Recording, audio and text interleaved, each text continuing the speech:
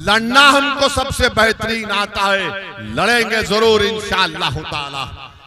और हम किसी माइका लाल से डरने वाले नहीं हैं। और आज हमको कह रहे हैं कि तुम आई लव मोहम्मद का पोस्टर नहीं उठा सकते। झूठ बोलता है देश का प्रधानमंत्री। तो मोदी जी लंबा लंबा छोड़ते आपको मालूम ना।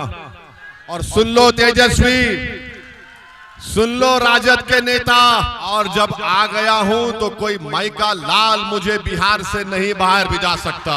मुकद्दर के फैसले तुम तय करोगे कि पटना में जालिम बैठकर तुम्हारे नौजवानों, तुम्हारे मुस्तकबिल का फैसला नहीं करेगा। अब आप देखेंगे कि हमारे इस ऐलान के बाद इन तमाम लोगों में पेट में दर्द शुरू हो जाएगा। सबसे पहले आप तमाम का शुक्रिया अदा करना चाहता हूं कि आपने अपना कीमती वक्त निकालकर आज मजलिस इत्तेहादुल मुस्लिमीन के इस जलसे आम में आपने शिरकत की। आपका बहुत बहुत शुक्रिया।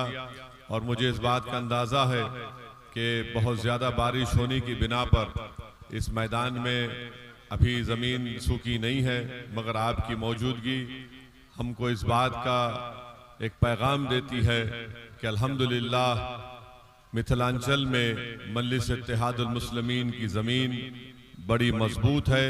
और आप लोगों की मौजूदगी से इंशाअल्लाह ताला आने वाले विधानसभा में मुझे यकीन है कि मजलिस इत्तेहादुल मुस्लिमीन के उम्मीदवारों को आप अपने वोट से और अपने दुआओं से उसको देकर कामयाब और कामरान करेंगे।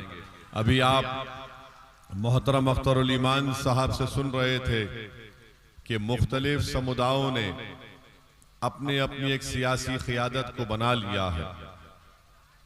और बिहार हो या हमारा पूरा मुल्क हो, अगर हम नजर उठाकर देखेंगे तो पिछले 75 साल से, जब से हमने इस मुल्क को आजाद करवाया, जब से हमने इस मुल्क के संविधान को कबूल किया, और आज तक 18 लोकसभा के इलेक्शन हो गए, बिहार विधानसभा के कई असेंबली के इंतखाबात हो गए। मैं आपको ये बात बता रहा हूं, याद रखिए भारत की जमहूरियत की, लोकशाही की एक तल्ख हकीकत यह है कि जिसके पास उसका सियासी नेता होगा उसी से इंसाफ किया जाएगा, बल्कि उसी की कदर की जाएगी, उसी को मुकाम दिया जाएगा, उसी को उसका हक दिया जाएगा। अगर आप ये समझेंगे कि हम 19% बिहार में हैं और उसके बावजूद भी हमसे इंसाफ नहीं किया जाता, तो मेरे भाई मुझे एक सच्चाई को कहने दीजिए। ये तल्ख बात जरूर है, मगर सच्चाई ये है कि हम सिर्फ वोट डालने वाले बनकर रह गए, हम शहरी नहीं बन सके। हम सिर्फ चुनाव के वक्त उठकर वोट डालते हैं, उसके बाद हम अपने गांव, अपने शहर, अपना जिला, उसकी तरक्की के बारे में, उसमें स्कूल कॉलेज को लाने के लिए जो सैलाब से जमीन कट जाती है उस एम्बैंकमेंट का काम करवाने के लिए, हमारे बच्चियों की तालीम को मुकम्मल करवाने के लिए हमारे पास कोई आवाज उठाने वाला नहीं है। और यही वजह है कि हम सिर्फ वोट डालने वाले बन गए। अगर आप शहरी बनेंगे, जब आप शहरी बनेंगे तो आपको अपने हुकूक पूरे आपको मिलेंगे। मगर अफसोस ये है कि हम सिर्फ, कभी हमको कोई आकर एक सेकुलरिज्म की बात कर देता है, हम वोट दे देते हैं। कभी आकर कोई कहेगा कि फिरका परस्ती को शिकस्त दे दीजिए, हम उसको वोट दे देते हैं। मगर बताइए, हमने हर महाज पर, हर इशू के ऊपर, हर मुद्दे के ऊपर आप और हमने मिलकर वोट दिया। बताइए हमने क्या हासिल किया। मेरे अजीज दोस्तों और बुजुर्गों, भारत की पार्लियामेंट में मुसलमानों की आबादी के लिहाज से कम हमारे 50 से 55 MP जीत कर आना चाहिए था। मगर आज भारत की पार्लियामेंट में कितने हैं? 22 या 23 रुकने पार्लिमान है।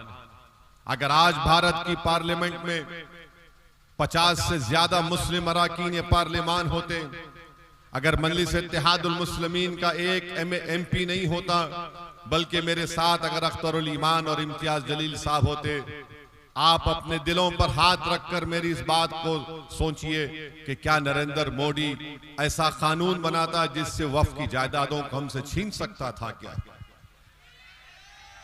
मेरे भाई, आप नहीं में जवाब तो जरूर दे देंगे। मेरे भाई, आप नहीं में जवाब जरूर दे रहे हैं, मगर बताइए क्या ये जवाब इतना काफी है कि हम नहीं बोल दें? मेरे दोस्तों, हमको और आपको अपना महासेवा करना है, एक तब्दीली को पैदा करना है। हमको अपने वोट से अपने नेता को कामयाब करना है। और याद रखिए, मिथिलांचल की सरजमीन पर बसने वाली, इस तारीखी सरजमीन पर बसने वाली जनता के दरमियान मैं खड़े होकर कह रहा हूं, नेता तुम्हारे दरमियान से बनेगा। कोई नेता आसमान से नहीं आएगा, कोई जमीन के अंदर से निकल कर नहीं आएगा। एक मामूली सी आदमी को आपको अपना नेता बनाना पड़ेगा। देखो, यादवों का नेता, हर समाज का, ठाकुरों का, ब्राह्मण भाइयों का नेता है, भूमियारों का नेता है, ईबीसी का नेता है, पसमानदा तबकात का नेता है, मांझी का नेता है, पासवान का नेता है, अरे सबका नेता है। अगर किसी का नेता नहीं है तो बिहार में 19% मुसलमानों का नेता नहीं है। ये सच्चाई है, इसको आपको कबूल करना पड़ेगा। और अगर कोई ये दिमाग में अपनी बात डालकर सोचता है, अरे भाई ये ओवैसी क्या कह रहा है, कैसा हम अपना नेता बनाएंगे? अरे जैसा उन्होंने बनाया वैसा आपको बनाना है। हम भी उन्हीं की तरह इंसान हैं, मगर हम में और उनमें फर्क यह है कि वो अपने नेता को बनाने के लिए, अपनी सियासी लीडरशिप को बनाने के लिए एक हो जाते हैं और एक होकर अपना वोट पूरा उस नेता की कामयाबी के लिए इस्तेमाल करते हैं। और हमारा मामला यह है कि जैसा मजलिस उम्मीदवार खड़ा करेगी तो हम हमारे ताल्लुक से बोलना शुरू कर देंगे, अरे ये हैदराबाद से आया है। हाँ, मैं हैदराबाद से आया हूं, कोई चांद से नहीं आया हूं।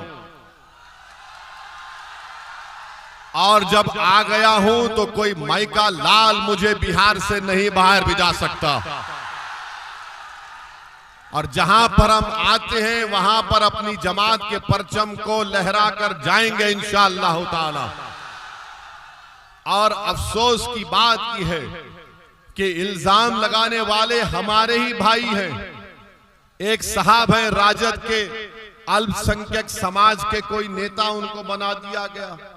वो बार बार इतनी मोहब्बत मुझसे करते, नहीं मालूम घर में किसी और से शायद उनको मोहब्बत नहीं मिल रही, हमसे मोहब्बत कर रहे हैं।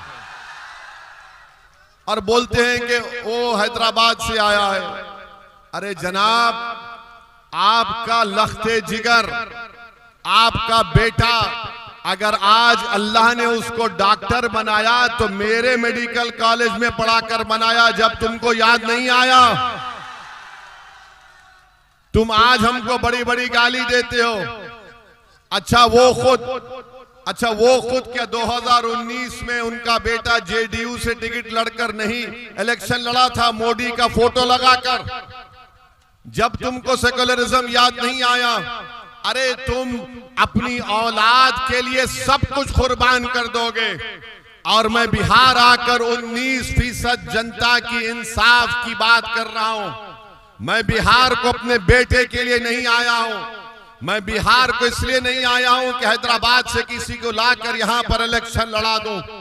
मैं बिहार को इसलिए नहीं आया हूं कि यहां पर वोट हासिल करके जिस तरह वो हमारे 4 एमएलए अपना जमीर बेचकर बेईमान साबित हुए, वो अपना जमीर बेच देंगे। अरे मैं यहां पर आया हूं तो 19% जनता को एक नेता बनाने के लिए, और ऐसा नेता बनाने के लिए जो ना राजद से डरेगा, ना मोदी से डरेगा, ना नीतीश से डरेगा, बल्कि वो सिर्फ अल्लाह से डरने वाला होगा। और तुम्हारा मामला यह है कि जब हम नेता की बात करते, सियासी क़ियादत की बात करते, तो तुमको लगता है ना हमारा नेता तो फुला है। अरे तुम्हारा नेता तो लफ्ज मुसलमान बोलने को तैयार नहीं है। तुम्हारा नेता तो लफ्ज मुसलमान बोलने को तैयार नहीं है।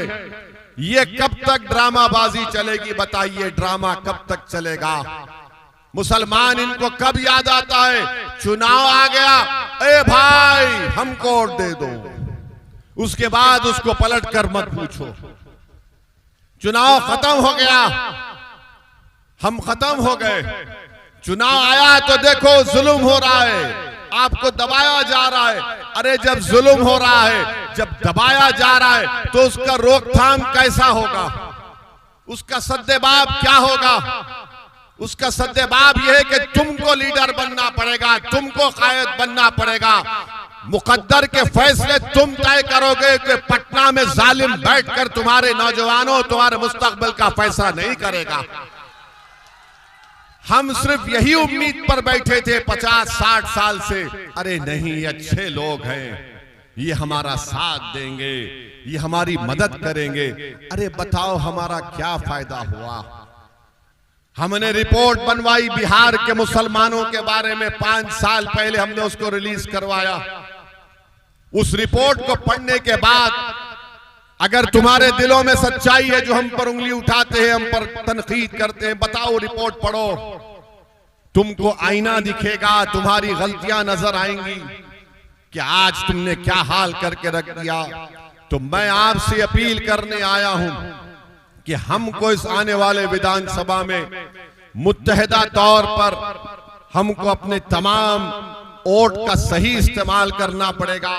और मैंने अभी अख्तरुल ईमान साहब से बात की और उन्होंने ये बताया कि इंशाअल्लाह ताला यहां पर इंशाअल्लाह ताला मुख्तलिफ विधानसभा में, जाले में, बिस्फी में, क्यूटी में और दरभंगा में मजलिस का उम्मीदवार खड़ा किया जाएगा इंशाअल्लाह ताला। अब आप देखेंगे कि हमारे इस ऐलान के बाद इन तमाम लोगों में पेट में दर्द शुरू हो जाएगा। देखो हमारा बेटा खड़ा है, हमारा भाई खड़ा है। मैं किसी का बेटा नहीं हूं, मैं किसी का भाई नहीं हूं। क्या ये जनता जो यहां खड़ी हुई है, मेरा उनका खून का रिश्ता नहीं है, मगर जो बेटे, ठहरो, जो बेटे और अपने भाई की बात कर रहे हैं, अरे मेरा इस जनता से रिश्ता बहुत खून के रिश्ते से बड़ा है। वो रिश्ते को अल्लाह ने अपने कलमे की बुनियाद पर जोड़ दिया। और तुम आकर बोलोगे ऐसा कर, अरे तुम 2019-20 में मोदी का फोटो लगाकर भीख मांग रहे थे वोट के लिए, और आज तुम सेकुलरिज्म की बात करते हो। कभी अपने गिरबान में झांक कर देखो। मैं आपको बताने आया हूं कि अख्तरुल ईमान साहब ने, अख्तरुल, छोड़ दिए सर, छोड़ दीजिए, हमारा दीवाना है, छोड़ दीजिए, छोड़ दीजिए, कुछ नहीं होगा। मैं आपको, आराम से सर, मैं आपको बताने आया हूं कि हमारे पास बिहार के जिम्मेदार लोग आकर अख्तरुल ईमान साहब से कहा कि आप इनसे बातचीत क्यों नहीं करते, आप इनसे समझौता क्यों नहीं कर लेते। तो अख्तरुल ईमान साहब ने कहा, मुझसे पूछा क्या करना चाहिए। मैंने कहा वो कौम के जिम्मेदार लोग हैं, जब वो आपके पास आए तो उन्हीं को बोलिए कागज पर लिख दो और आप साइन करके भिजा दीजिए लालू जी को। अख्तरुल ईमान साहब ने एक खत लिख दिया लालू जी को और कहा कि हमसे मिलिए, हम आपके साथ मिलकर लड़ेंगे, बीजेपी को बिहार में सरकार बनाने से रोकेंगे, बीजेपी को मुख्यमंत्री बनाने से रोकेंगे, मोदी अमित शाह को रोकेंगे।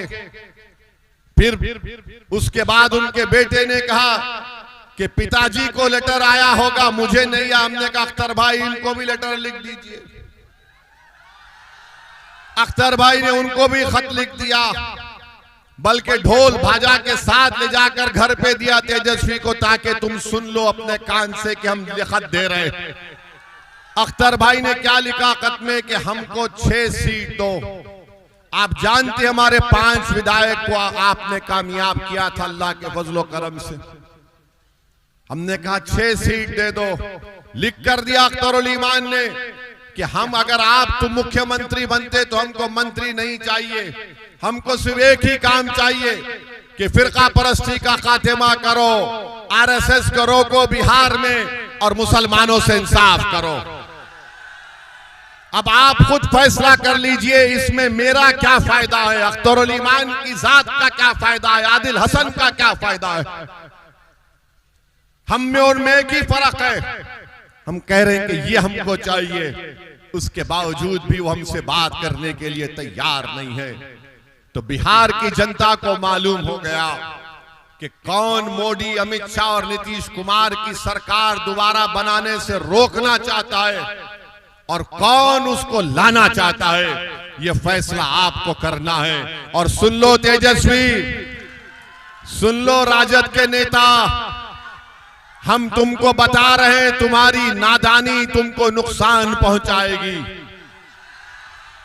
तुम्हारा गुरूर और तुम्हारा तकब्बुर तुमको कमजोर करके रख देगा इंशाअल्लाह। तुम ये समझ रहे हो कि तुम सब कुछ कर जाओगे, तुम नहीं कर सकते। तुमको अगर बिहार में बीजेपी को रोकना है और बिहार में दोबारा मोदी और नीतीश कुमार की सरकार को अगर रोकना है तो तुमको ओवैसी और अख्तरुल ईमान का हाथ पकड़ना पड़ेगा। और अगर तुम नहीं पकड़ोगे तो हमको कोई फर्क नहीं पड़ता। हम तो सिर्फ वही कहेंगे कि हस्बुनल्लाह व निअमल वकील, हस्बुनल्लाह व निअमल वकील। लड़ना हमको सबसे बेहतरीन आता है, लड़ेंगे जरूर इंशाअल्लाह ताला। और हम किसी माइका लाल से डरने वाले नहीं हैं। मगर आप तक ये बात पहुंचाना था, आप तक ये पैगाम देना था कि आप देख लीजिए कि कल ये लोग बोलते थे ओवैसी बड़ा गुरूर करता है, वो किसी से बात करना नहीं चाहता। अरे जालिमों, मैं तो हमेशा से तैयार था। अभी आज से 1 महीना पहले वाइस प्रेसिडेंट ऑफ इंडिया का इलेक्शन हुआ, नायब सदर जमहूरिया का। किसको वोट दिया ओवैसी ने? किसको वोट दिया ओवैसी ने? सुप्रीम कोर्ट के रिटायर्ड जज जस्टिस सुदर्शन रेड्डी साहब, जो इंडिया अलायंस के उम्मीदवार थे, हमसे बात की और कहा कि ओवैसी साहब आपका सपोर्ट चाहिए। हमने कहा सुदर्शन रेड्डी साहब, आप सुप्रीम कोर्ट के जज रह चुके हैं, हम बराबर साथ देंगे। हमारे तेलंगाना के मुख्यमंत्री रेवंत रेड्डी ने हमसे मिलकर कहा कि असद भाई साथ दो। किसको वोट दिया फिर आज तुम हम पे उंगली उठाते हो? दूसरी अहम बात मेरे अजीज दोस्तों और बुजुर्गों, आज नीतीश कुमार की सरकार के 20 साल किससे ज्यादा का वक्त हो चुका है। अब ये हाल हो चुका है कि महिलाओं के पास 10-10 हजार रुपये डाल रहे हैं। हम ये पूछना चाहते हैं, अगर 7,000 करोड़ का सही इस्तेमाल होता तो क्या दरभंगा में एम्स नहीं बना सकते थे आप? दरभंगा में एम्स बना सकते थे। अगर महिलाओं से इतनी मोहब्बत थी तो आप अस्पताल बना देते। महिलाओं से इतनी मोहब्बत थी तो बच्चियों के लिए कॉलेज बना देते। आगे आप कुछ नहीं कर रहे और सिर्फ ऐलान कर रहे हैं। महाराष्ट्र में भी यही ड्रामा हुआ था। इसी तरह महाराष्ट्र चुनाव से पहले महिलाओं के अकाउंट में पैसे आए। अब फोन कर कर पूछ लो, महाराष्ट्र में कई नाम कम कर दिए गए, बास को पैसे भी नहीं आ रहे। तो मोदी जी लंबा लंबा छोड़ते, आपको मालूम ना, लंबा लंबा छोड़ते हैं। अब मोदी जी ने कह दिया कि भारत की जंग आजादी में आरएसएस ने बड़ा योगदान दिया। भाइयों बहनों, आप बताइए वो आरएसएस जो भारत की आजादी में उनका एक आदमी नहीं मरा, एक भी नहीं मरा। अगर कोई मरा अपनी जान दिया तो मोदी नाम बताओ। अगर एक आदमी तुम्हारा मरा तो नाम बताओ। मैं तुमको बिहार में जिन हमारे बुजुर्गों ने जंग आजादी में हिस्सा लिया, सुनो भाजपा आरएसएस वालों, मैं तुमको नाम सुनाता हूं। अब्दुल क़य्यूम अंसारी, मौलाना मजहरुल हक, बिस्मिल अजीमाबाद, सैयद अली इमाम, अब्दुल गफूर, सैयद महमूद, मखफूर अहमद एजाजी, ऐसे बहुत से नाम है। मोदी जी 1 घंटा लग जाएगा, इतने नाम बोलूंगा मैं। आप एक आदमी का नाम बताओ। झूठ बोलता है देश का प्रधानमंत्री के आरएसएस ने देश की आजादी में हिस्सा लिया। हेगडेवर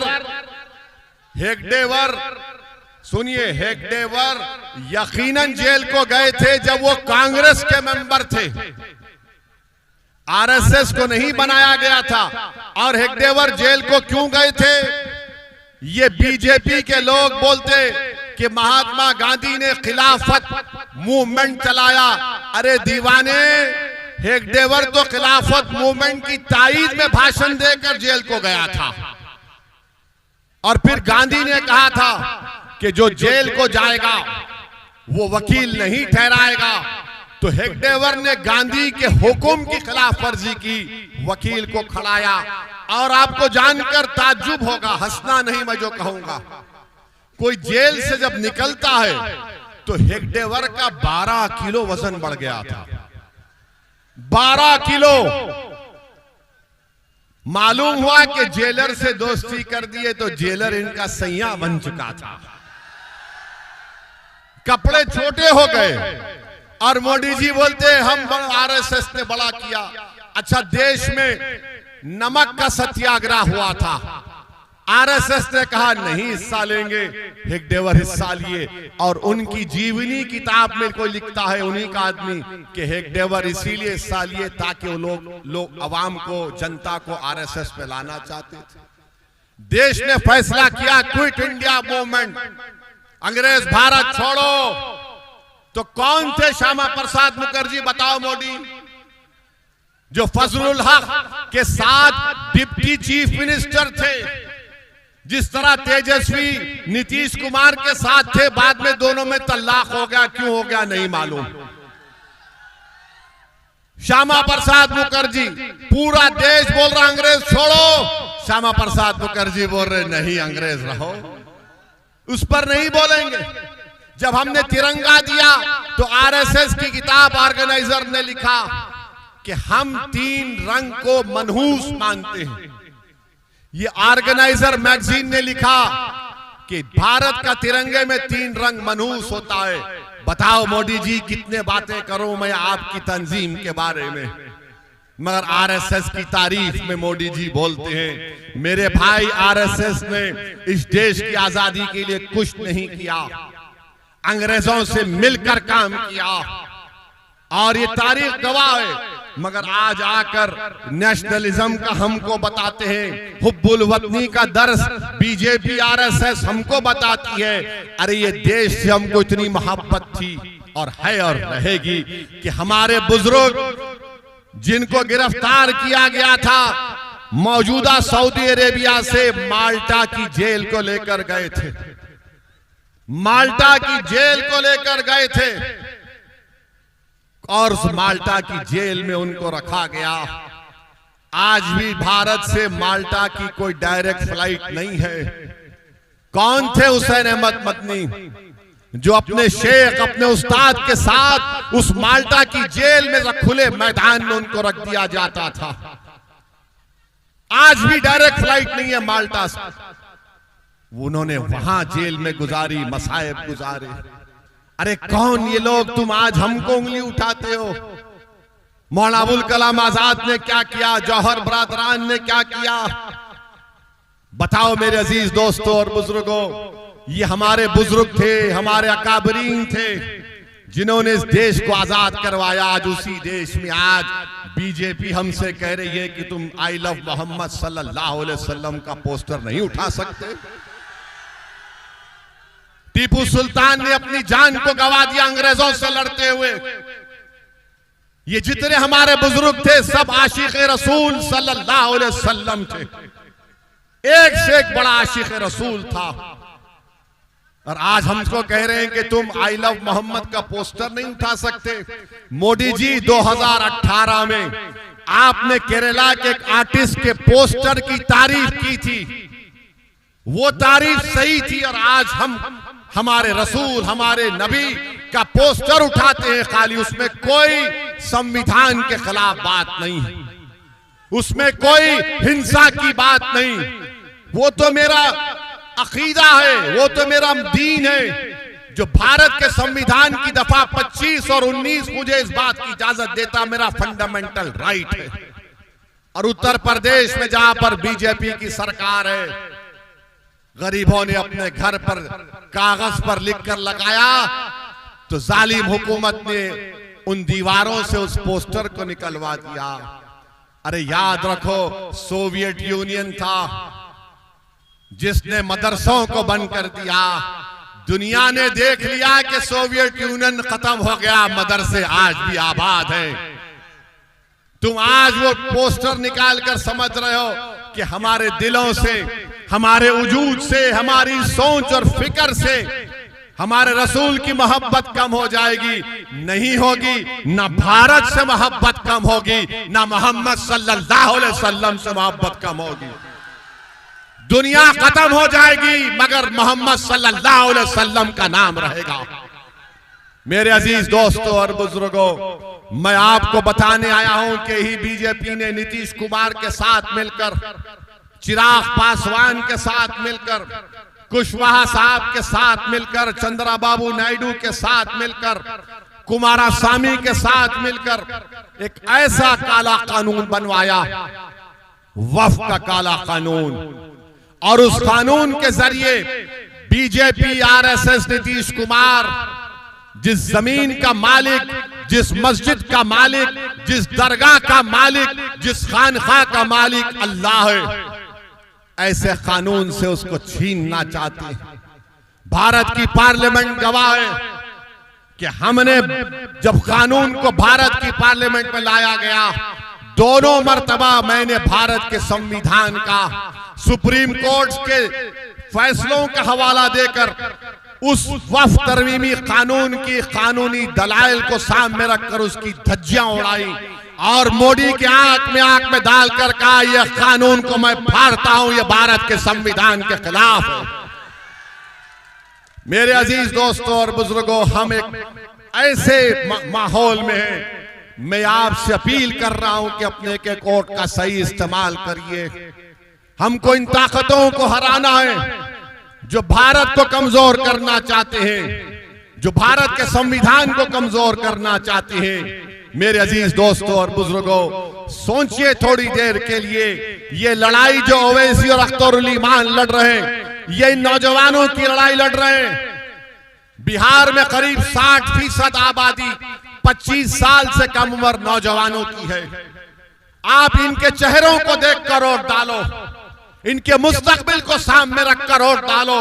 बुजुर्गों, आपने अपनी जवानी बर्बाद कर दी इन जालिमों के पीछे, मगर अपने बच्चों की जवानी को बचा कर रखो ताकि हम एक ताकतवर कौम बनकर उभरे मुस्तकबिल में। नौजवानों, तुम्हारी भी जिम्मेदारी है कि अपने के कोर्ट का सही इस्तेमाल करो। मंजलिस के परचम और मंजलिस के पतंग छाप पर बटन दबाओ ताकि इन लोगों को मालूम हो जाए कि आप एक तब्दीली लाना चाहते हैं मिथिलांचल में, आप एक सियासी लीडरशिप यहां पर बनाना चाहते हैं। आप बनाएंगे अपनी लीडरशिप को, आप बनाएंगे अपनी लीडरशिप को। क्या आप पतंग छाप पर वोट देंगे इंशाअल्लाह?